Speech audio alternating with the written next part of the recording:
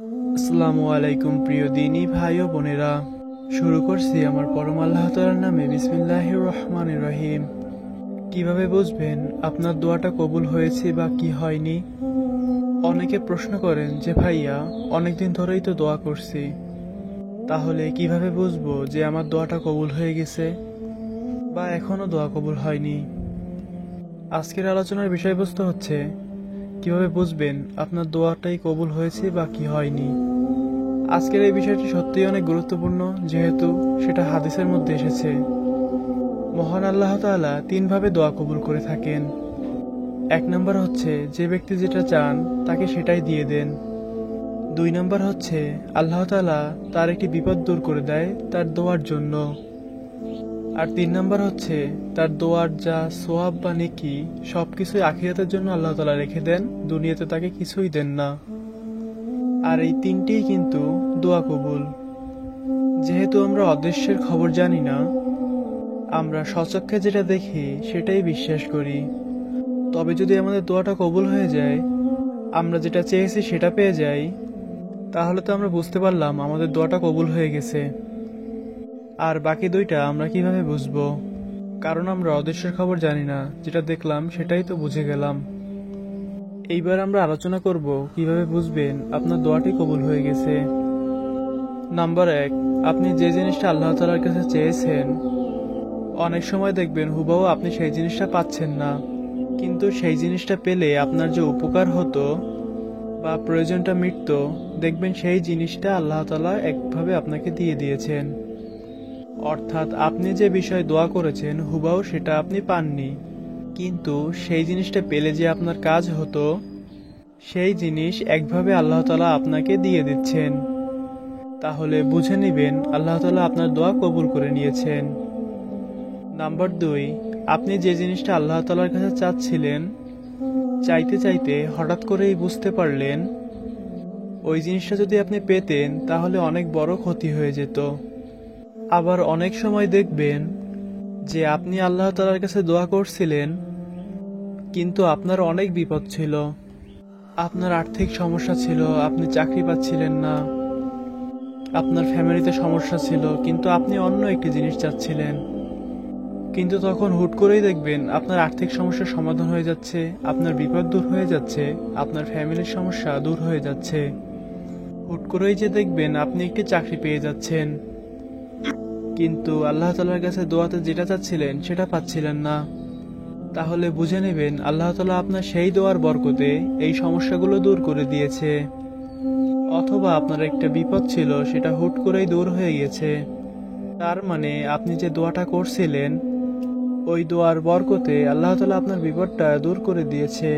আর 3 নম্বর, আপনি আল্লাহ তাআলার কাছে যে বিষয়ে দোয়া করছিলেন, যদি আপনার মনে এমন হয় যে এই জিনিসটা এখন না পেলেও চলবে, আর কোনো সমস্যা নেই, যেই জিনিসটার প্রতি আপনার এত বেশি আকাঙ্ক্ষা ছিল, এত বেশি আগ্রহ ছিল, এত বেশি করে আল্লাহ তাআলার কাছে চাচ্ছিলেন, কিছুদিন চাইতে চাইতে দোয়া করতে করতে আপনার যদি সেই জিনিসের উপর আগ্রহ কমে যায়, তাহলে বুঝে নেবেন সেই দোয়ার যে বরকতটা, সেই দোয়ার যে নেকিটা, সেই দোয়ার যে ফজিলতটা, আল্লাহ তাআলা এই দোয়ার বরকত ফজিলতগুলো আপনার আখিরাতে দিবেন, দুনিয়াতে সেই জিনিসটা আর আপনাকে দিবেন না।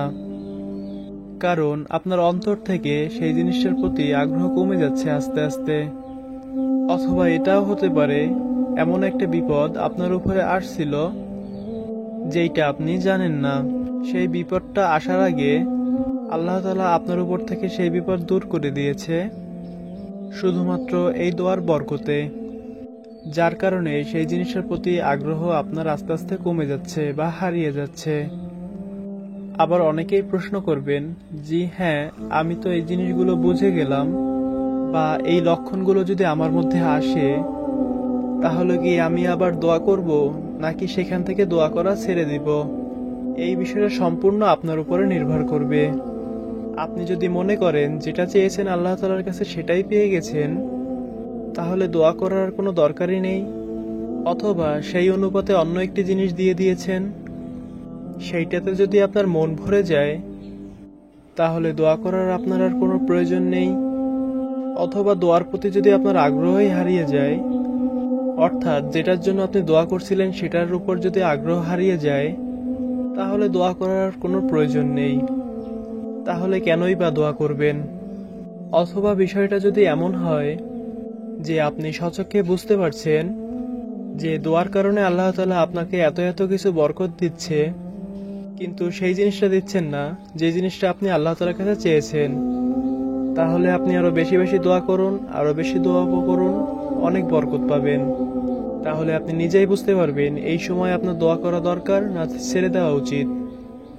আর যদি লক্ষণগুলো কোনোটাই আপনার মধ্যে না থাকে, বরং যে জিনিসটা চাচ্ছিলেন সেটার প্রতি আগের মতোই আগ্রহ আছে, আগের মতোই পাওয়ার আকাঙ্ক্ষা আছে, কিন্তু আপনার দোয়াটা কবুল হচ্ছে না বা হয়নি, তাই আপনার করা আমলগুলো বারবার খুঁটিয়ে দেখুন।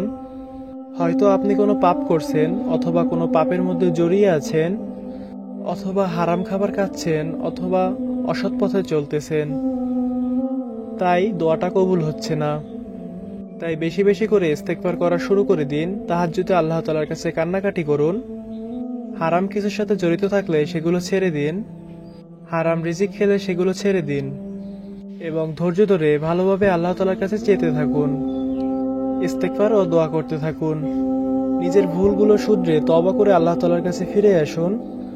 ইনশাআল্লাহ আল্লাহ তাআলা আপনার দোয়াটি কবুল করে নেবেন। পরিশেষে আল্লাহ তাআলার কাছে দোয়া করি, আল্লাহ তাআলা যেন আমাদের সকলের মনের আশা পূরণ করে দিক, আমিন। আমার কথাগুলো যদি ভালো লেগে থাকে ভিডিওটিতে অবশ্যই একটি লাইক করবেন ও কমেন্ট করে যাবেন আপনার মূল্যবান মতামতটি।